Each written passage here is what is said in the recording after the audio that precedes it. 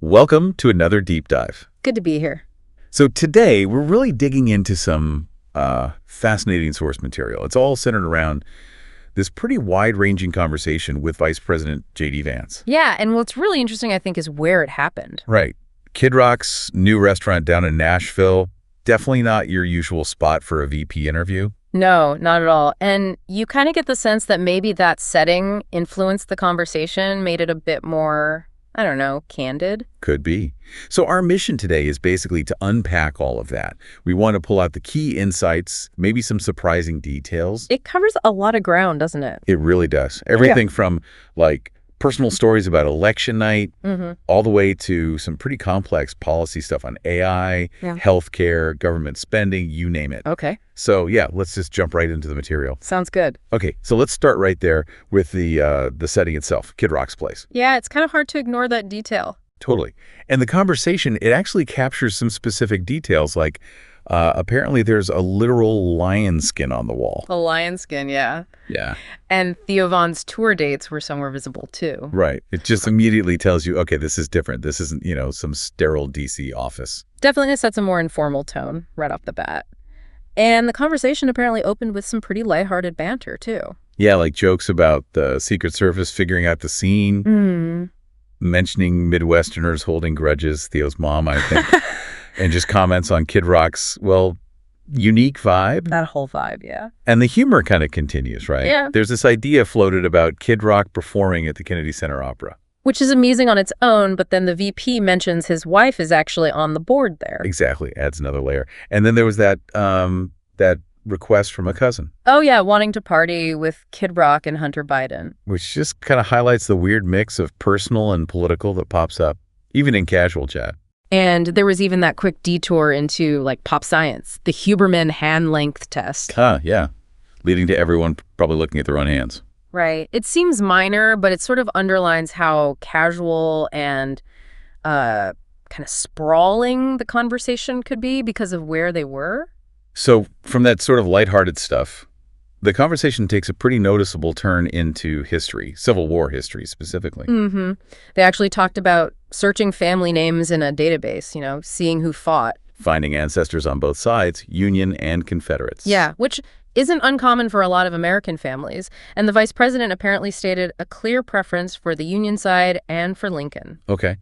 And one key observation that came up was about how the way we talk about the Civil War seems to have shifted. Right. The conversation noted that maybe showing empathy for, say, Confederate soldiers, like you might see in the Ken Burns documentary, that became sort of less acceptable around 2021. During what the source called the woke era. Exactly. And this point sort of highlights a feeling that maybe public discussion got trickier. Discussing complex history with nuance felt risky, like you might get criticized or canceled. The source seemed to suggest that maybe people are feeling a bit less worried about that now, which was framed as a positive thing for, open discussion. Yeah, allowing for more open historical talk. And there was even a personal anecdote shared about watching that same Ken Burns documentary with the VP's wife and actually meeting the composers who did the music. Right. And then things got really unconventional. You mean the Frederick Douglass thing? Yeah, that speculative claim Theo Van mentioned about his potential sexuality. Which is definitely out there. Totally. But it was presented as kind of an example of just how far the conversation could roam in that setting. And the VP apparently had a sort of humorous reaction, joking about a Smithsonian exhibit or something. Right. Shows the boundaries are pretty wide. Okay, so then quite a shift from history to the intensity of election night 2024. Yeah, recounting being at Mar-a-Lago. And there's that really specific, almost surreal detail. The dog cake. The dog cake. President Trump's chef sending the VP's dog a cake because it happened to be the dog's birthday on Election Day. It's just such a small human detail in the middle of this massive political moment. Absolutely. And the VP apparently described being pretty nervous himself, checking the early returns. Contrasting that with Trump's demeanor. Yeah, describing Trump as stoic. able to sort of compartmentalize during all that uncertainty.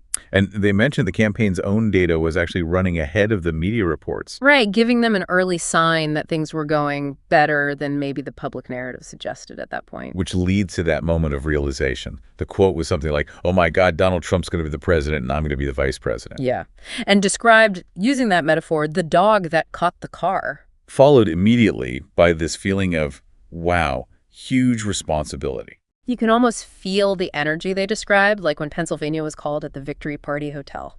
Mentioning Don Jr. and Tucker Carlson were there, and the crowd just went nuts. Yeah. And then the conversation pivots again to the sort of practical side of things. Life at the vice president's residence. At the Naval Observatory. Yeah. Big place, right. Mentioned 40-plus private acres. Yeah, significant privacy. And then that really interesting story about actually staying in the Lincoln bedroom at the White House. The part about the Secret Service not really having a protocol for a VP staying over there. Exactly. But what really struck me was the feeling described about the room itself, finding it kind of scary or creepy. Because of the history, right. Knowing Lincoln wrote the Emancipation Proclamation there. And then left for Ford's Theater and, well, never came back. That's heavy. Definitely give you chills thinking about it. But they also mentioned the modern perks. Like watching Gladiator 2 in the White House movie theater? Yeah, and just being able to order food whenever. Small things, but still. Right. Okay, so then the conversation shifted again to more recent stuff. Political dynamics, specifically Elon Musk's tweets. Yeah, the claim about Trump being in the Epstein files, and that's why they're not public. The vice president apparently denied that very strongly, said it's absolutely not true, and really emphasized his loyalty to Trump. Okay, but did he offer any thoughts on why Musk might be saying that? Yeah, he offered a few possible reasons, suggested maybe Elon's still kind of new to the whole political game, that maybe he feels his businesses are under attack, calling the firebombing of cars an act of terrorism. Wow. And maybe frustration with just how slow things move in D.C., the bureaucracy, and also potentially disagreeing with the big spending bill being discussed. Which brings us neatly to that, the big, beautiful bill. You got to appreciate the Trumpian naming convention there. Yeah.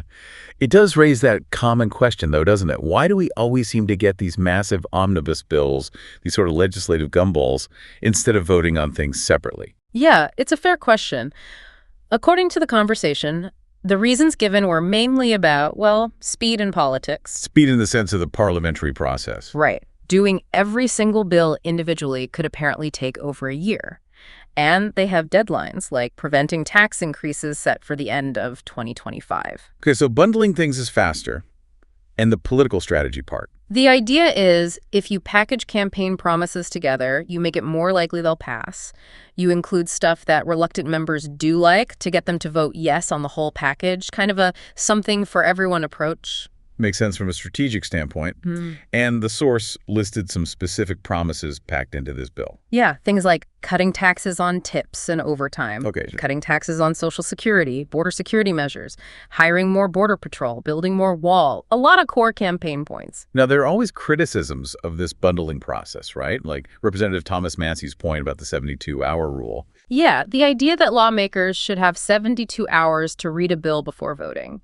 The counter-argument presented in the conversation was, well, the text had been available for weeks. And it has to go through the Senate and get voted on again anyway. Exactly. So there would be more time for review down the line. They also touched on government spending generally. Yeah, sort of agreeing that spending is too high overall, but arguing that the biggest piece in this bill, border security, is maybe the best kind of spending because it tackles a major promise and problem. Okay, so let's maybe zoom in on some of those policy areas from the bill, starting with the border. Right. The discussion apparently referenced some previous points made on Theo's show about border challenges, not just crossings, but infrastructure and processing issues. Like people being apprehended but not really processed properly, maybe leading to them trying again. Exactly. So the bill aims to tackle that by funding resources, like hiring over 5,000 new people for processing and enforcement. And they mentioned the impact of Trump's executive order.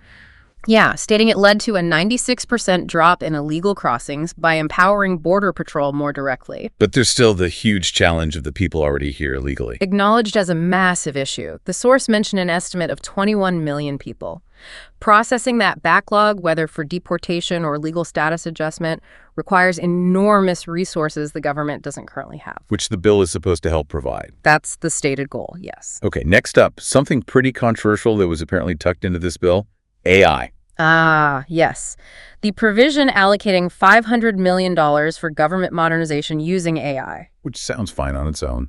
But it also included a ban on states making their own AI regulations, and it would apparently block ones already in place. Whoa, okay, that sounds like a big deal. What were the arguments presented? Well, strong feelings on both sides. The argument against the ban, voiced by senators like Haggerty and Blackburn from Tennessee. Right, Music City. Exactly. Their concern was protecting artists and musicians. They worry AI could just, scrape someone's work, maybe replicate Robert Plant's voice to make fake Led Zeppelin songs without permission. And a federal ban would stop Tennessee from passing laws to prevent that. That's the fear.